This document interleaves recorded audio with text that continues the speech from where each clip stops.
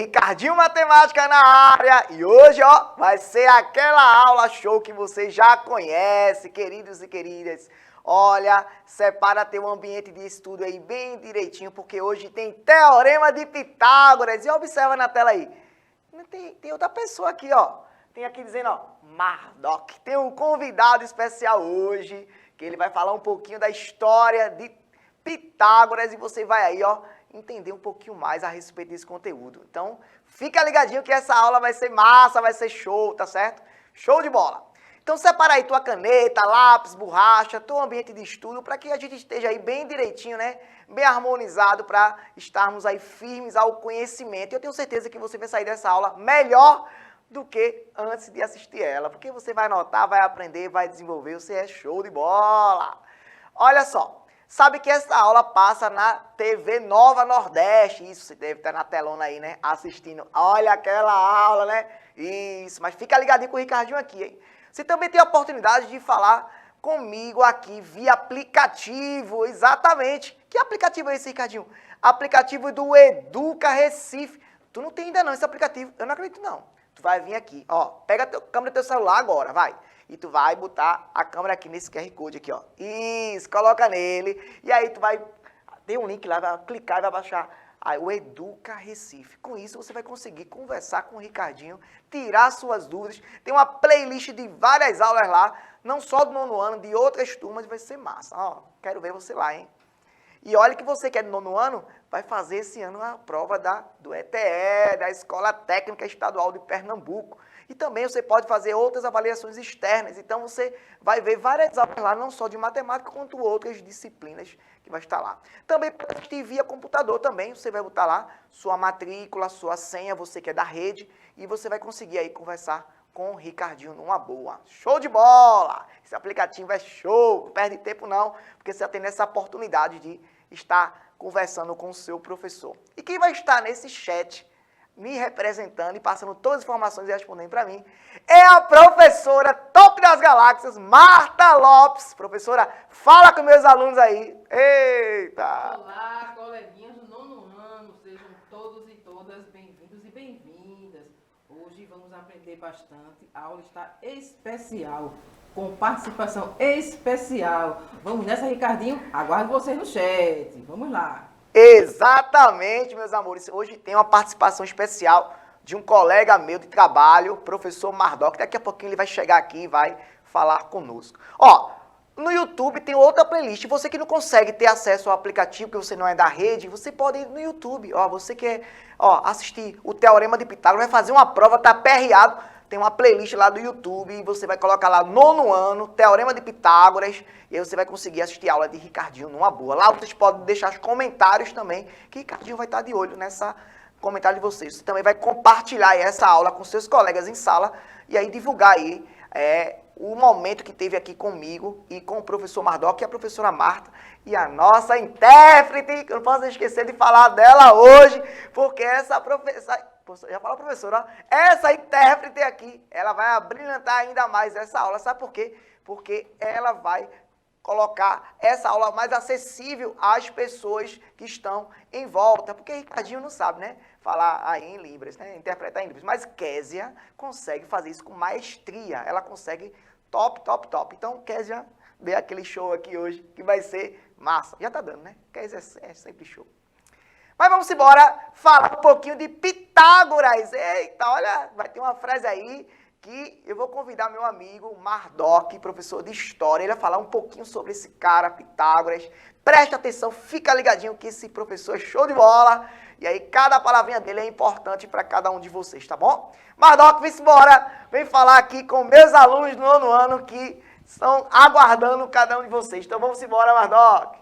Isso. Que maravilha, parabéns prefeitura, e estar nesse momento, nesse bate-bola, nesse ping-pong com a professora Marta e com o professor Ricardo, torna tudo ainda mais brilhante, ainda mais maravilhoso.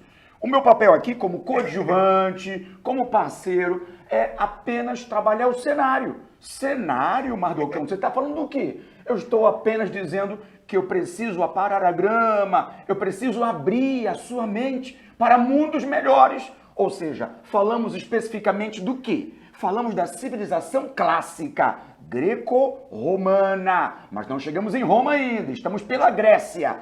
E quando estacionamos na Grécia, é preciso que o nosso aluno do 9º ano, é isso? Isso. Esse ferinha, essa galerinha massa, topada. Eu ouvi falar muito bem de vocês, hein? O professor Ricardo não mente. Ele exagera um pouquinho, mas mentir que é bom, nada. Mentir que é bom, entre aspas. Vamos embora. Então, quando falamos sobre Grécia, que é justamente o teatro, o cenário do grande personagem Pitagão, o nosso Pitágoras do quê? Do triângulo retângulo, não é isso mesmo, meu amigo? Com certeza. Então, quando falamos dele, precisamos lembrar que a civilização vai passar por uma transição. Que transição é essa, Mardocão? A passagem de uma explicação mitológica, supersticiosa, encontrada nas civilizações da Antiguidade Oriental, tá lembrado?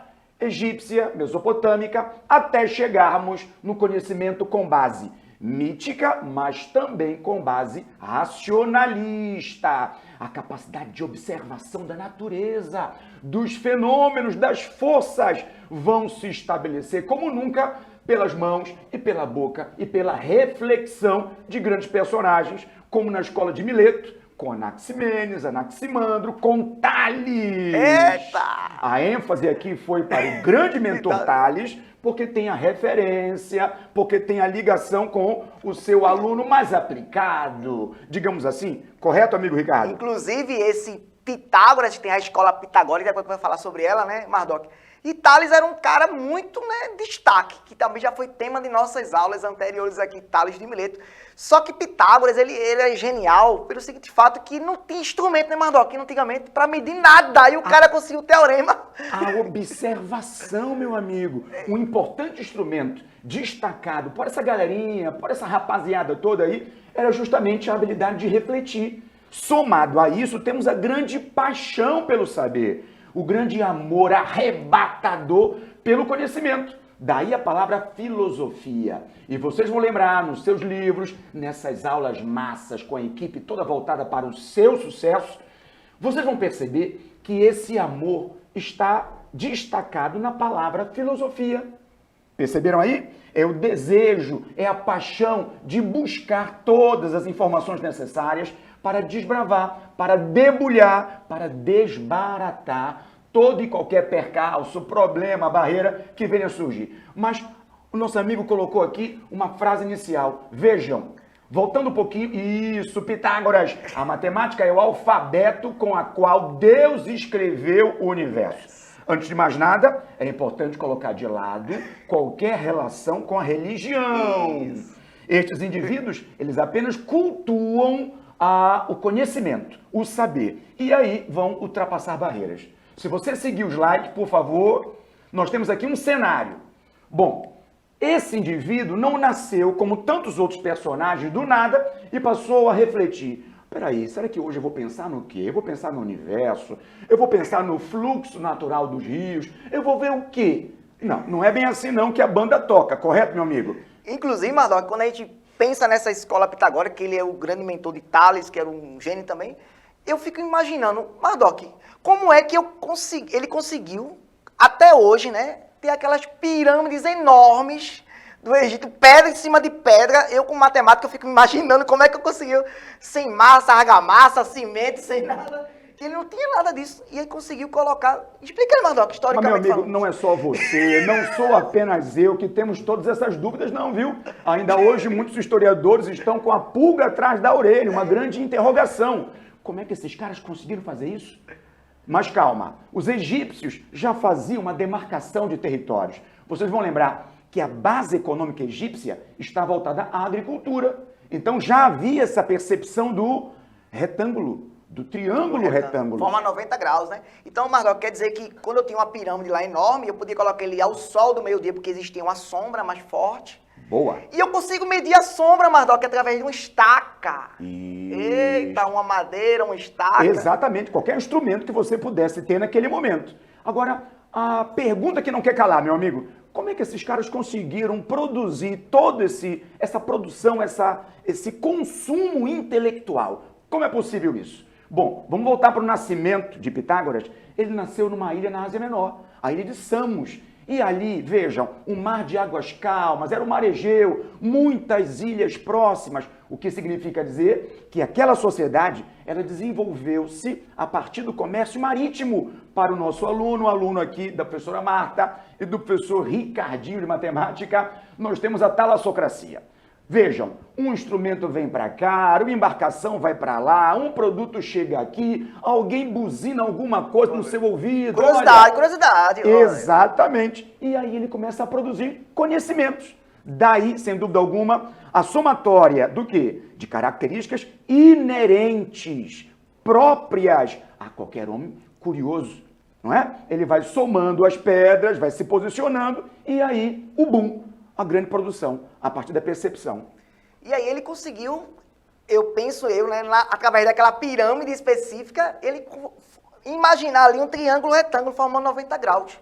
Eu fico surreal. Hoje a gente pesquisa tanto para trazer uma aula legal para vocês, mas o cara não tinha nada. É verdade. E conseguiu extraordinariamente trazer aquela informação. Então, Marduk, o cara era gênio. Instrumentos naturais, um martelo, um formão, uma pedra ou outro qualquer instrumento que, porventura, nós aqui, pobres mortais, não tenhamos pensado, não é? Até porque os instrumentos eram retratados em papiros, em pergaminhos. Por exemplo, os gregos pintavam nos vasos todo o conhecimento. Só que vocês sabem, guerras, não é verdade? Crises internas acabariam por destruir todos esses instrumentos e nós ficamos numa mesa com peças do quebra-cabeça faltando. Portanto, cabe a grandes professores, como aqui presente, nosso amigo Ricardão, tentar imaginar, tentar criar possíveis peças para que assim tenhamos uma proximidade. Por isso, só para fechar aqui o raciocínio, nós temos no slide a escola pitagórica, o que para muitos vai representar uma seita, meu amigo. A criação das bases que vão tentar... informações entre eles, né? Específica, fechada, né? Exatamente. Por isso que quando se procura saber mais detalhes da biografia desses personagens, sabe-se muito bem que eles conseguiram agregar disciplinas ou versões como a astronomia, a música. Inclusive, a música é um importante tópico. Eu tenho uma oitava disso, eu tenho 2/3 daquilo na nota musical, no violão, no teclado que você faz, veio daqui, ó. Atribuída a Escola Pitágoras. pitagórica. Você pesquisa um pouquinho mais, você vai perceber que tudo foi a origem de Pitágoras, dessa escola aí que está nos falando hoje, né? Perfeito. A visão deles, então, abre-se como um leque. Eles estão atentos a qualquer movimento. Nada passa desapercebido. Até porque também essa escola é uma escola chamada de pré-socrática. Ou seja, os homens passam a observar o meio. No caso de Pitágoras, o número foi a sua grande bandeira. Daí a concepção da filosofia. Ele passou então a sustentar toda a compreensão do universo, sua origem, sua estrutura, sua evolução a partir do número. Sabia que há quem atribua até mesmo o fato da matemática, a palavra, a disciplina para uns, a ciência para outros, ter sido atribuído o nome a Pitágoras? É verdade, meu amigo. Então veja que essa aula aqui tem muito que render nas suas mãos, hein? Falando nisso, né, a gente sabe que esse Pitágoras aí, ele tem uma frasinha aí, Marduk, ó. Ele tem uma deixa aí pra vocês, ó. Podem rufar os tambores! Eita, daquele jeito. Olha que maravilha, galerinha. Vou ler pra vocês aqui, hein, pra dar aquela ênfase esperada. Se o que tens a dizer não é mais belo que o silêncio, então cala-te. Agora o silêncio sepulcral invade o ambiente para que, claro, você possa imaginar que ele é um detentor do diálogo. Ele defende e acredita que se você tem uma boca e 2 ouvidos, ouça mais. Utilize a capacidade de oratória, abra o silêncio se você tiver alguma coisa que possa contribuir, que possa somar. O que aqui para nós, meu amigo, está faltando muito nos dias de hoje, hein? As pessoas... isso até é bíblico, né, Marduk? É verdade. A gente deve ser mais ouvir do que falar, exatamente. Né? E quando for falar, que por favor contribua. E observa que o cara era bom em matemática, bom na filosofia, bom no pensamento pré-socrático. O cara é show de bola, né? Sem dúvida. Mas não era um atributo só dele. É porque, na verdade, esses pensadores tinham uma grande angústia, meu amigo, uma grande dúvida. Eu não posso imaginar que tudo se representa ou se posiciona da maneira com que eu enxergo. Eu preciso crer, então, que existam muito mais informações nesse intervalo entre a minha posição e a habilidade de enxergar, de ver. Você aí em casa, fala pra gente aí no chat com a professora Marta ou depois com o professor Ricardo, o que você vê em redor? Tudo passa a ser facilmente explicado como você enxerga? O que você acha, meu amigo?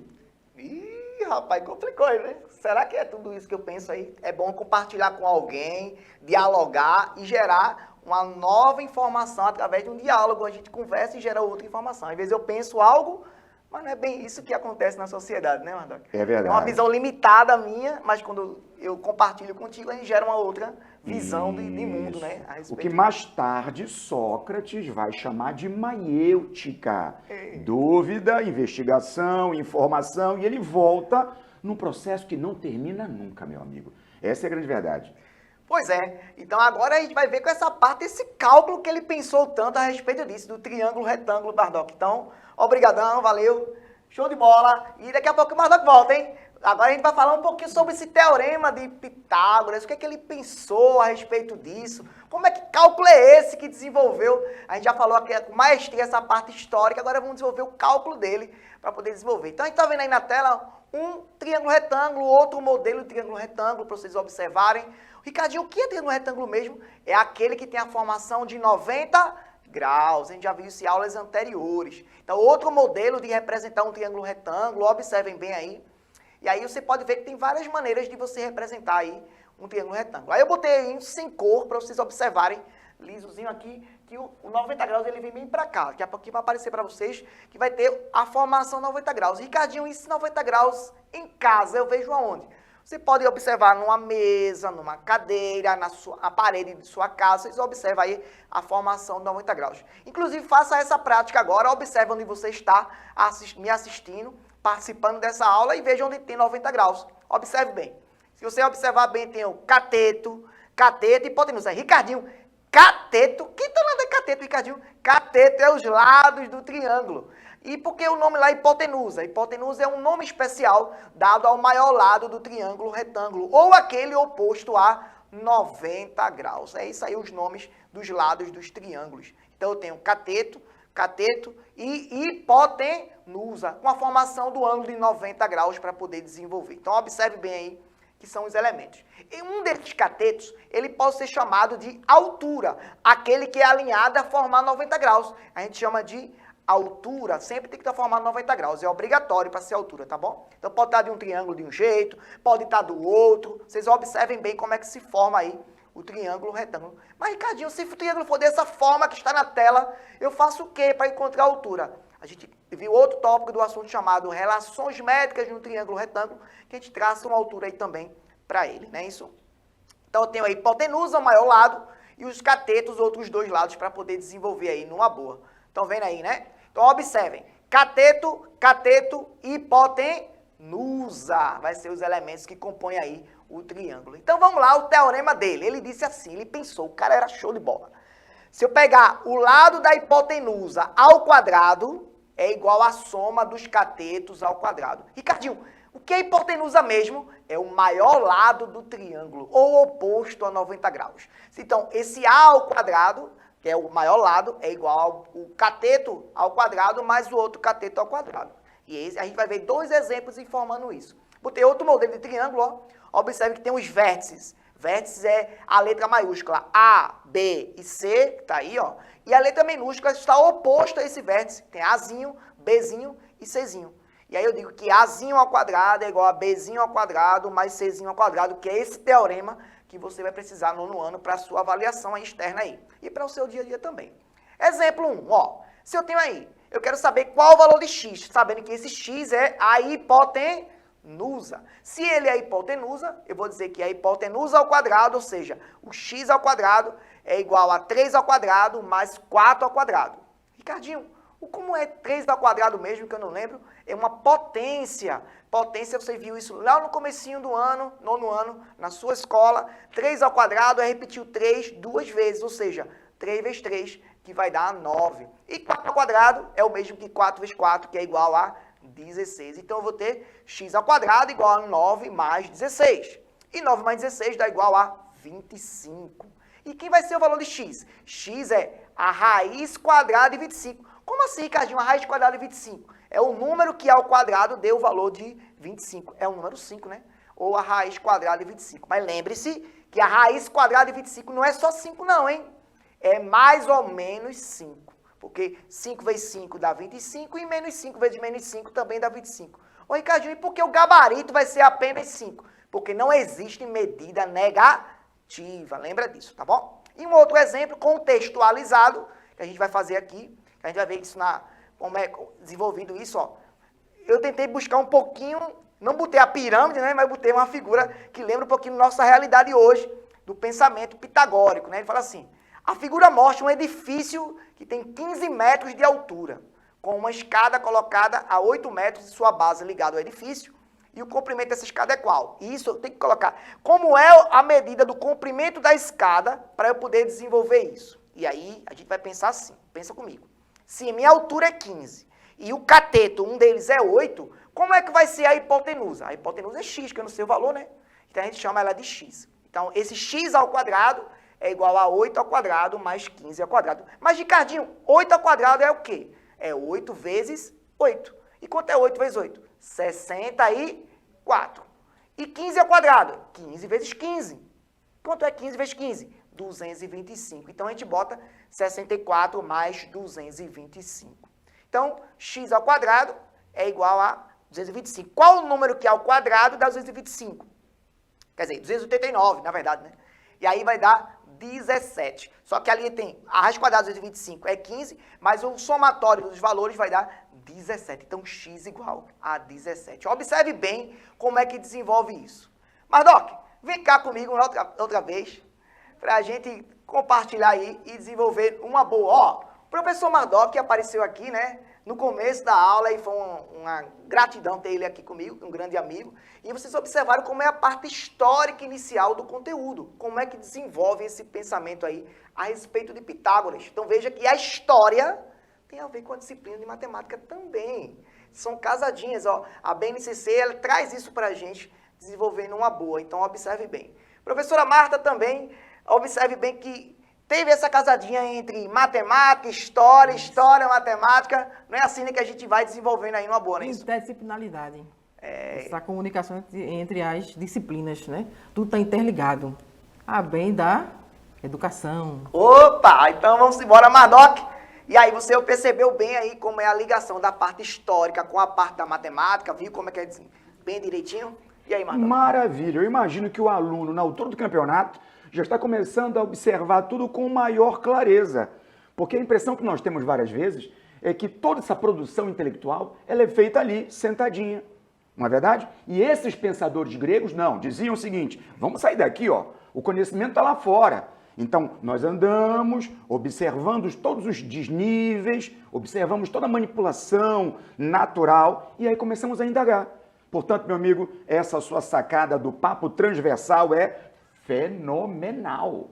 Isso acontece com matemática e história, matemática e biologia, história e filosofia, história e química. Ou seja, as matérias não são isoladas. Isso. Pensa em Pitágoras, o cara naquela época, ele já era show de bola em matemática, show de bola em filosofia, pensamento pré-socrático, o cara show de bola naquela época. Imagina agora, né, Mardoc? Tão importante essa ideia que nosso amigo Ricardo acabou de trazer, que décadas, séculos depois, um outro movimento na Europa, chamado de Renascimento Cultural, vai trazer toda essa ebulição de sentimento, vai trazer esse movimento chamado de clássico e vai tratar em cima de Michelangelo, de Da Vinci, e constantemente, vira e mexe, nós temos essas idas e vindas do movimento na sociedade humana.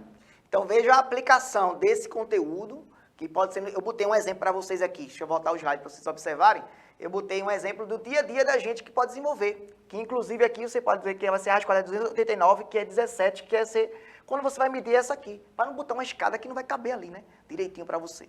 Então, gente, para vocês, ó, um cheiro nono ano, foi um prazer ter Mardoc aqui comigo, e Késia também, e professora Marta, que a gente abrilhantou um pouquinho mais essa aula para poder desenvolver. Aplique esses conceitos, que próximas aulas a gente vai aprofundar um pouquinho o teorema de Pitágoras. Então, cheiro para vocês e até as cenas do próximo capítulo. Valeu, Mardoc. Eu não Até perco mais. essa aula. Show de bola. Tchau, galerinha. Valeu!